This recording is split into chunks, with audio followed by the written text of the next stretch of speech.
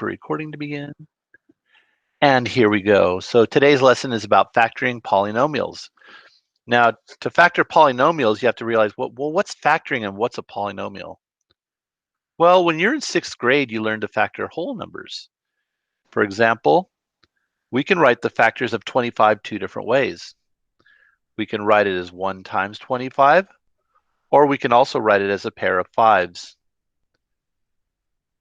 Some numbers have more factors than others. The number 7 only has 2 factors.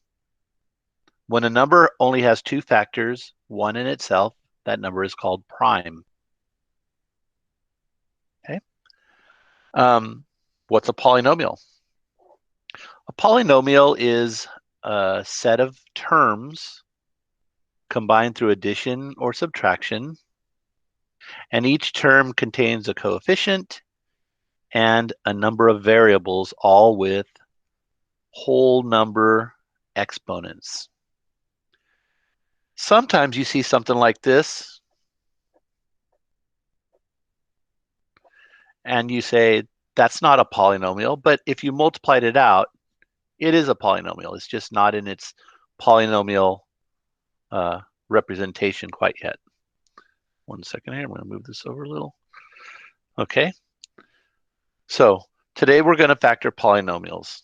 We're going to turn them into multiplication problems. Let's start with the most common thing, which is factoring out the greatest common factor. When I look at my two terms here, I can see that they have a factor in common. What goes in, or what divides evenly into each term in this polynomial? 3. So what we're going to do is use the distributive property to rewrite this in factored form. If distributing is multiplying, undistributing or factoring is dividing. So I'm going to do a little note here and put a little 3 underneath each one of these to tell myself I'm dividing out a 3. And when I divide 3 here, I'm left with x squared. When I divide a 3 here, I'm left with 3, and my polynomial is factored. Is it factored completely? That's a different story, but it's factored. I wrote it as a product of 2 factors. Sidebar, if I say the number 24 and I want to factor it, and I write it at 4 times 6, well, it's factored. But is it factored completely? Perhaps not. I could write 4 as 2 times 2, and then 6 as 2 times 3. And you can see we're doing a factor tree now. Okay? Here, we're going to find out later how to find out if this is factored or not. Any questions on factoring out the greatest common factor? Okay, I'd like you to try one. Factor the following polynomial.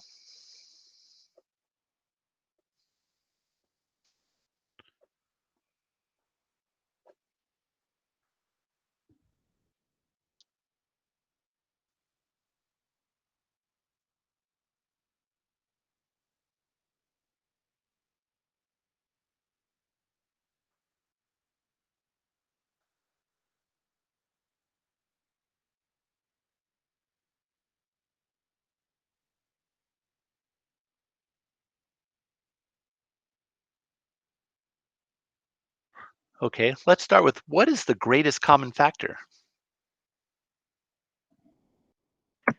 4. 4. 4 is the greatest common numerical factor, but if you take a look, they also both have an x. They both have an x. I have to take out a 4 and an x. I have to factor out a 4 and an x. Now, I saw 3, and 3 is related to the problem, but 3 is not the greatest common factor. You can see these two terms and ask yourself what number multiplies into 4 and 12 evenly, and the biggest number is 4. Well, the only numbers I could have tried were 2 and 4. 2 and 4 are the only factors of 4. So if I were to try 3, 3 doesn't go into 4. So it already doesn't work. It doesn't divide evenly. Now, divide each one of these by 4x. I'm going to put a little 4x here for note. And when I divide 4x squared by 4x, the 4's cancel. X squared over x cancels and gives me an x. Over here, 12 divided by 4 is positive 3. My x's cancel, and I'm left with y. How can I check my answer? Distribute. Distribute. You can distribute again to check your answer and see if you're right. Let's see. 4x times x is 4x squared. 4x times 3y is 12. And then put the letters down. Oh boy, it looks the same.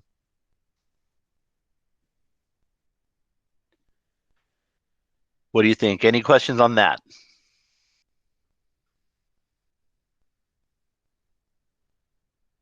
Okay. Next, we're going to do factoring by grouping. Big I, sorry. Let's say, for example, we have these 4 terms.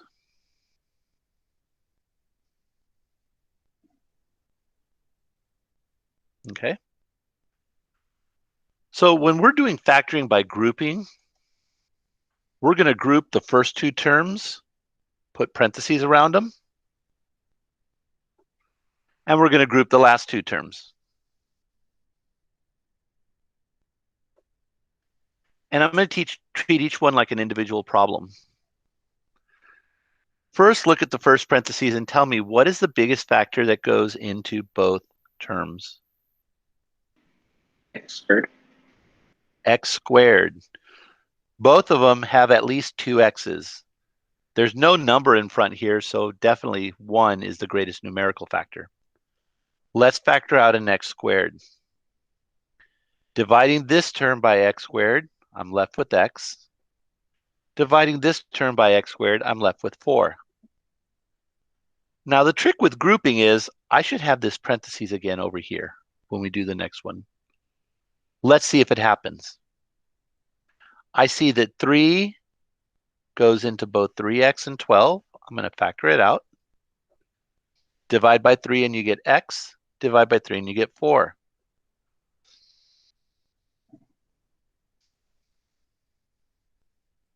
Okay. Now, you see this parentheses? It's big. It's not just a letter, but it's the same.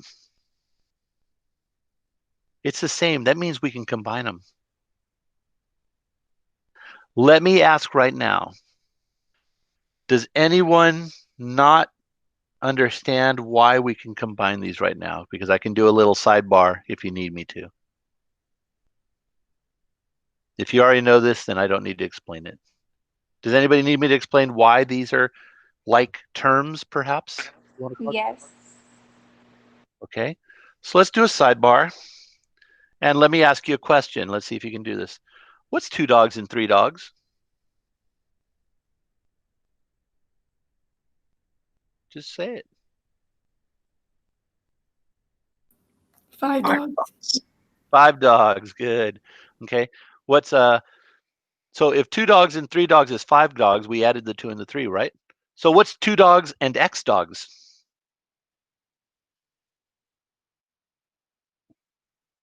Isn't it 2 plus x dogs? Do you agree? Yes. 2 dogs and 3 dogs made 5 dogs, so 2 dogs and x dogs makes 2 plus x dogs. Well, you know what? Let's call these dogs. The x plus 4s are dogs. That's a special breed of dogs. Over here, I've got x squared of them, and over here, I've got 3 of them. So I'm going to add them up because that's how many dogs I've got. I've got the x plus 4 breed, and we just factored it. See, things that look alike, you can just call them dogs, and then add them up.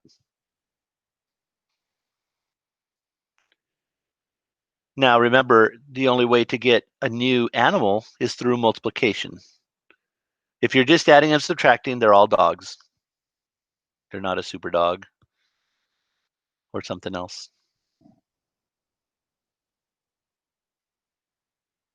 Okay. Do you guys want to try one of those on your own? Let me give you an example, even if you didn't want to try it. Just because math is so fun. Y'all going to do math this weekend? Yes. Got to fill in the gaps.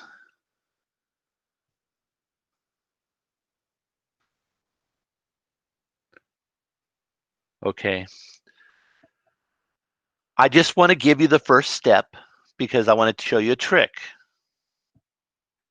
When your middle term has a negative sign there, I want you to put that inside of the parentheses. So watch the way I write this. X cubed plus 5x squared. And then I'm going to put a plus. Negative 2x minus 10. And when you factor out of this side over here, you're going to take out a negative. Go ahead. I'm going to give you about a minute. Maybe less. 30 seconds. You can do it.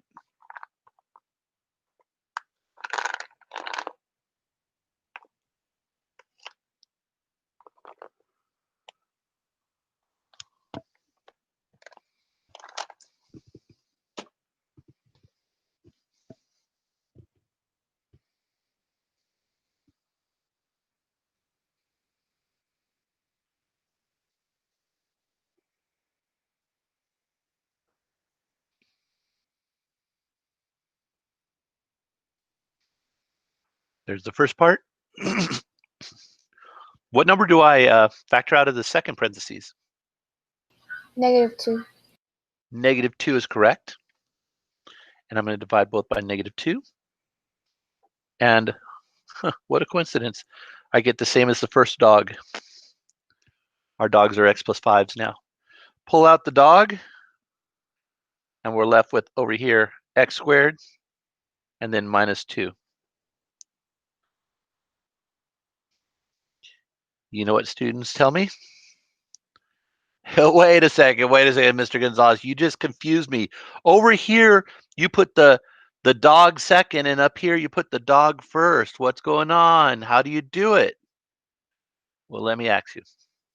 If I'm factoring 24, does it matter if I go 6 times 4 or 4 times 6? Can you move the paper up a little bit? My bad. Here you go. When I'm factoring 24, is it 6 times 4? 4 times 6? They're the same. You can write factors in either order. So up here, when I wrote it with the dog second, and here I wrote it with the dog first, it's all the same.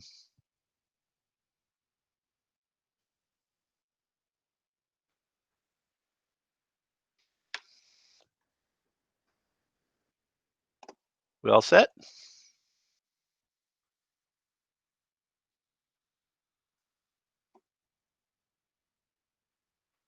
Okay, any questions on factoring by grouping? We do that when there's 4 terms. Otherwise, we usually don't. Notice I said usually because sometimes we still do. All right, now we're up to the big one. This is the one that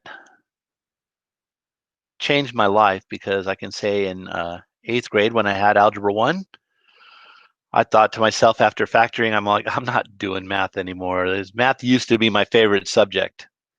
And then in 9th grade, I had Algebra 2, and actually my teacher was so bad she got fired. But she taught me how to factor, and it clicked. I mean, I got it. Well, let's fast forward all the way to 2020, and actually I have a much better way. And having taken some computer science courses and stuff, and I have a way that it works where you cannot fail. If you go step by step, the way I tell you, you cannot fail. And then later you can develop your own shortcuts. Okay? Now, let me do it the old style first, the way I learned back in middle school, which I didn't understand until she did it again in high school. Let's say I'm going to factor this trinomial. Well, I'm going to make 2 parentheses right away. And if this is x squared, the first terms are easy. it's x and x. Now, the last two terms must be a product of 8. Well, it must be a product of 8. And, oh, you've seen this before, huh? Product of 8 and a sum of 6. Easy, right? 2 and 4. Well, yeah, this is easy when the coefficient in front is 1. That's not hard. When the coefficient in front is 1, you can do the diamond method like this. Okay? No problem. Let's try one really quickly. X squared plus 13x plus 40.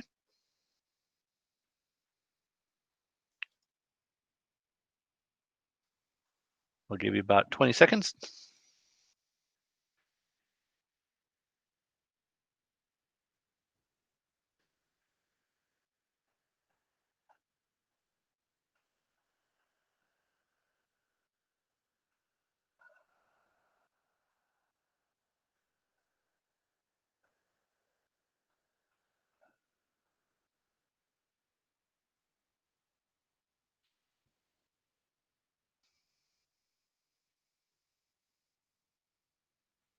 Does anyone have an answer?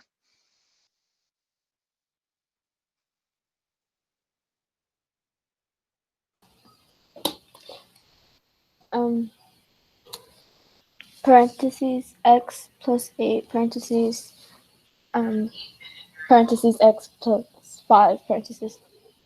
Very good. Now, the way we read parentheses in mathematics like this is we say the quantity of. So it's the quantity of x plus 8 times the quantity of x plus 5. Very good.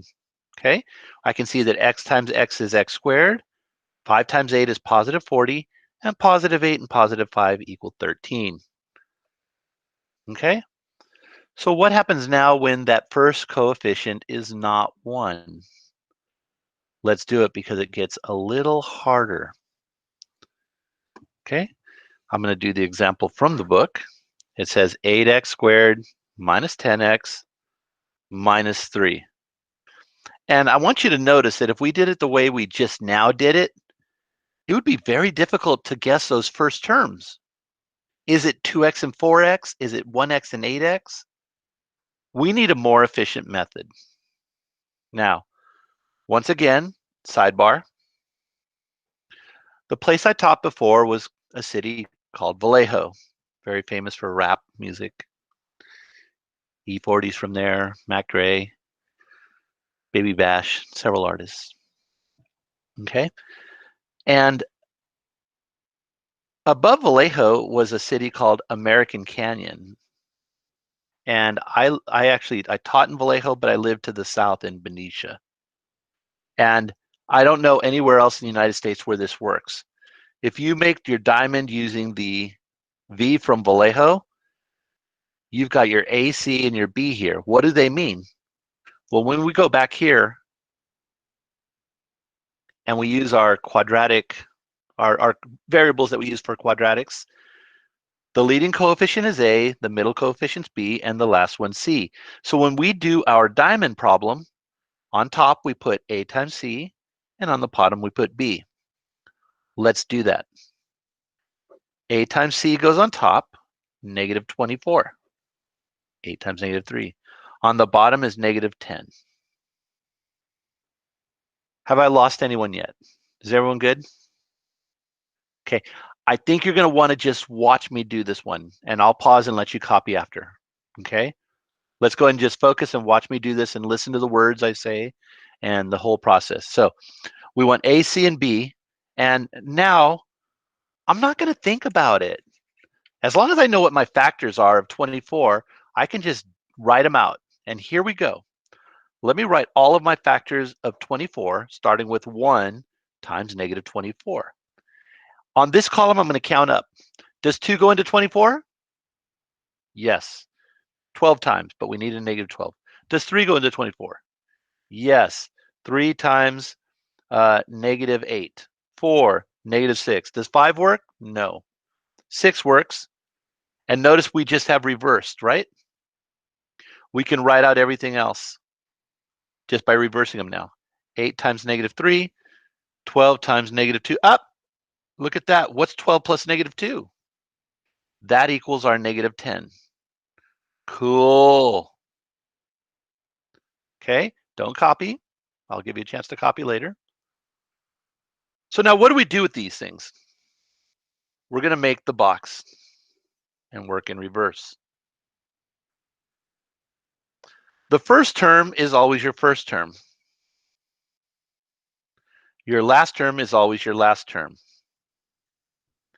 These two boxes will make up the negative 10x.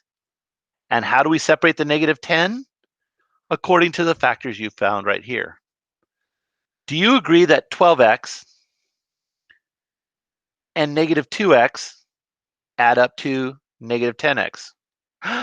No, actually I made a mistake, huh? That's positive 10x. We want negative 10x. Uh-oh, go back up to here, make this one a positive, and that one a negative. What do you think? See, we can even find our mistakes as we go along. Okay. Next step. I'm going to circle this top row and I'm going to factor. I'm going to factor right here and up there. What goes into 8 and negative 12? What number? What's the biggest number? 4. 4. And can I take an x out of both of them? Yes. So now we go around the world. Once you get your first factor, you go around the world. 4x times what equals 8x squared? Well, that's the same thing as factoring. 2x.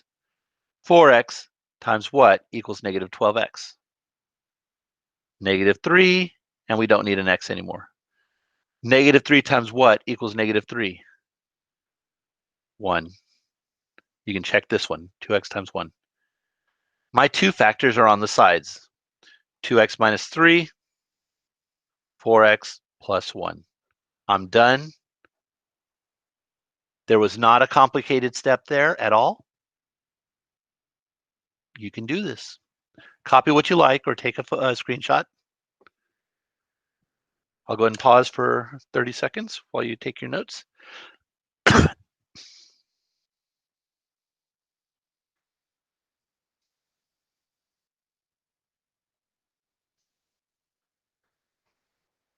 I see some people taking pictures of the screen. You might want to do that. If you're using a PC or Windows laptop, you should be able to hit the print screen button and paste it into a Word document or to Microsoft Paint.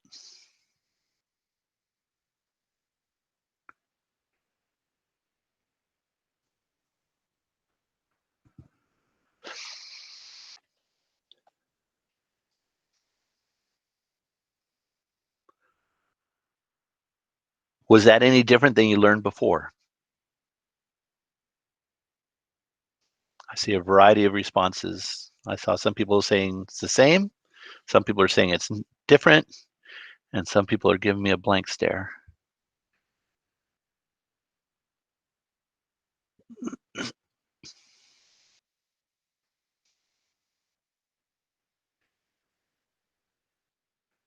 Did everybody get the messages earlier on? Remind the message. I think it was one message.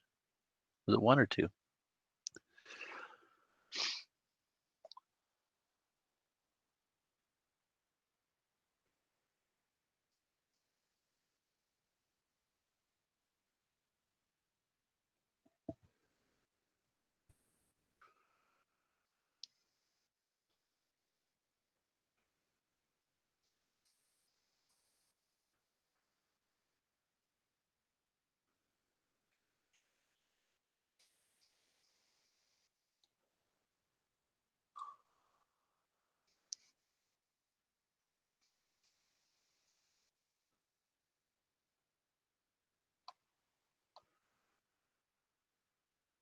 Okay, ready to go on? Tell me to pause if you need me to still wait.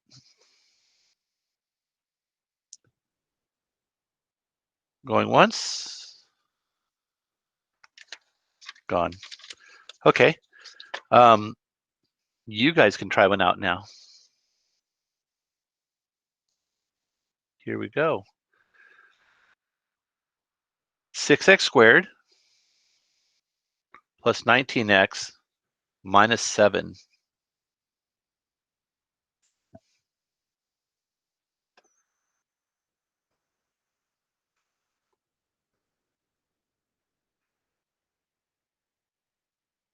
So, do you need me to instruct you, or you guys want to do it on your own? Obviously, those who want to do it on their own can just do it. Does anybody need me to instruct it again? Just speak up and tell me. Yeah. Okay, step 1. We're going to multiply a times c. A is the first coefficient.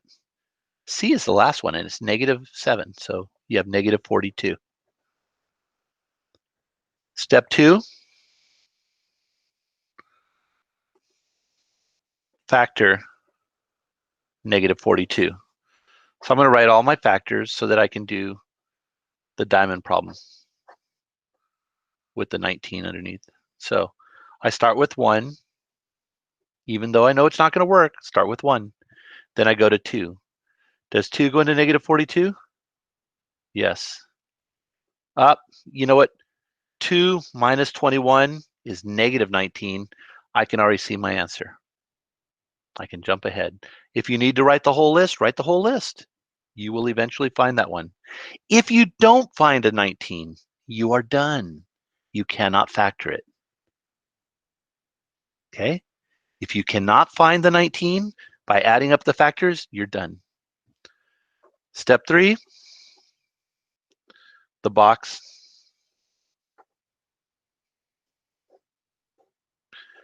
The first is the first, and the last is the last.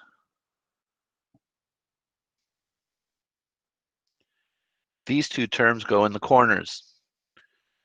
21x and -2x.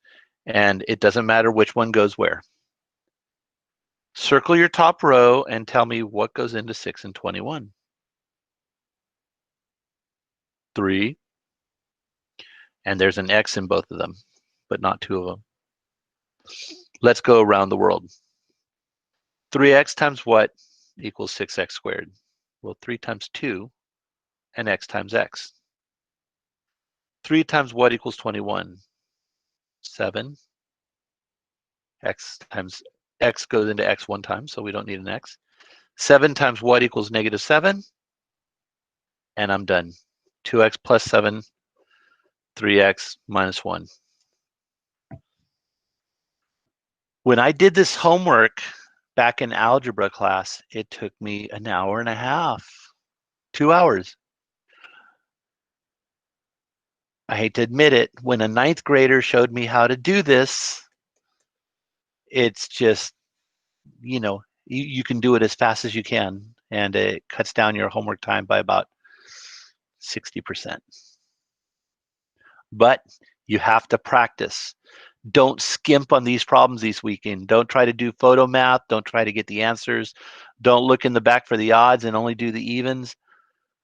Really practice your factoring, because this is what's going to make it easier for you in the future math classes, whether it's calculus or college algebra or even just tutoring other people. Okay? Moving on. What if we have 2 variables? 2 variables can be confusing, but it really isn't. It's just uncomfortable. 2x squared minus 7xy plus 3y squared. When it has the right form like this, where I have my x squared there, my y squared there, and my xy in the middle, I just do the factoring without the y. Okay? And I'm going to do it the fast way, not the box way. I need 2 numbers that multiply to 3 but give me a negative, so they're going to be negative ones. I can see my negative goes here and my negative goes there. And you can verify this using the previous method with the box. And now, to get the original one, all I'm going to do is put a y here. and that's my answer. I can check it by multiplying it out. I'm not going to go into much detail on it. There's the example in the book. You can check it out.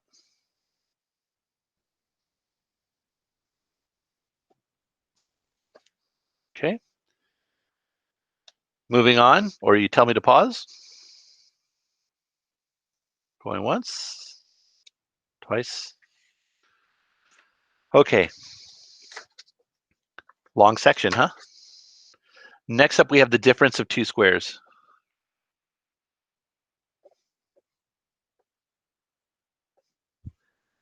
Is that showing up on the screen? Yes. So the difference of two squares means you have two perfect squares, such as x squared minus 9.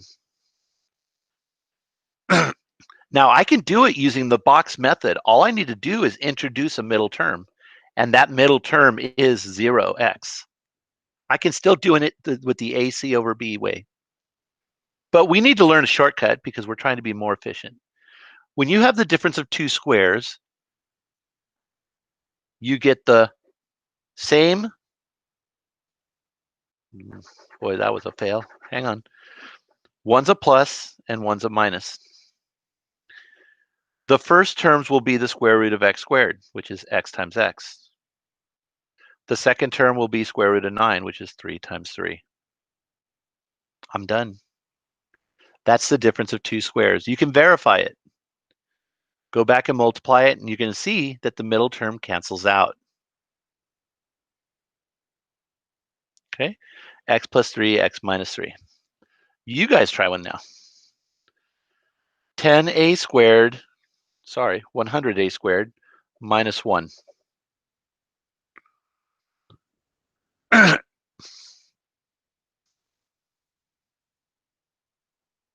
What is the answer?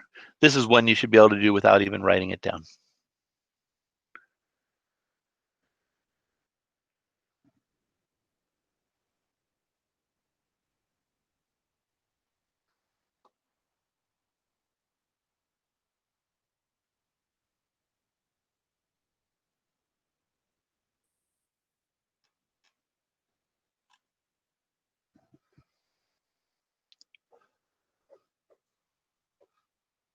Okay, so if I do the square root of 100, I'm going to get 10. And the square root of a, I'm going to get a. And then I'm going to have a plus and a minus. And then I'm going to put ones. That's it. Okay, now seems to be a good moment for me to take attendance. Actually, let me do one more example because I want to finish this video and then I'll take the attendance. Sometimes you're going to have higher powers, like let's say it's going to be 16x to the fourth minus y to the fourth. Okay, I can see that these are both perfect squares. So I can do the difference of two squares. The square root of the left is going to be 4x because square root is 16. Oh, square root of x fourth is x squared. Over here, we're going to write the same thing. And now we write the square root of y to the fourth. You'll get y squared and y squared. This is not a difference of two squares. This is a sum of two squares. Here is another difference of two squares. We can continue to factor it. 2x minus y, 2x plus y. This comes down. You don't lose this factor, it just comes down. And this has three factors.